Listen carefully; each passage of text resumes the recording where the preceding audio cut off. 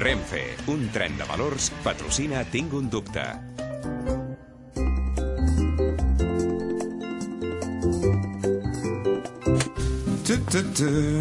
Diria que no em deixo res. N'estàs segur? Sí, em sembla que ja ho tinc tot preparat pel sopar que he muntat a casa. Vols dir que no t'oblides d'algú? Ai, com ets. Ja donava per fet que vindries. Vols que porti res? Ho tinc tot, però no he tingut temps de preparar el postre. No m'estranya. El què? No t'estranya? De fet, és impossible preparar postre. Dona, impossible. No cuino pas tan malament. No és per això. És perquè el postre així no és vàlid. Si vols que porti res a casa teva pel sopar d'aquesta nit, en tot cas et portaré les postres. Sempre en femení i només pot anar en plural. Les postres tant poden ser una senzilla poma com una plata plena de pastissos. Ai, que golafre.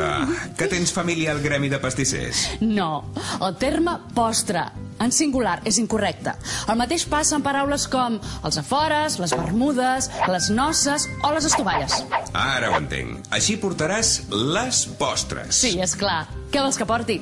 Podries portar un pastís, uns bombons, un geladet... No t'estàs passant? Tu mateix has dit que el singular de postres no existeix. Qui és ara el golafre? Alguns termes com les postres, els afores o les noces només tenen forma de plural.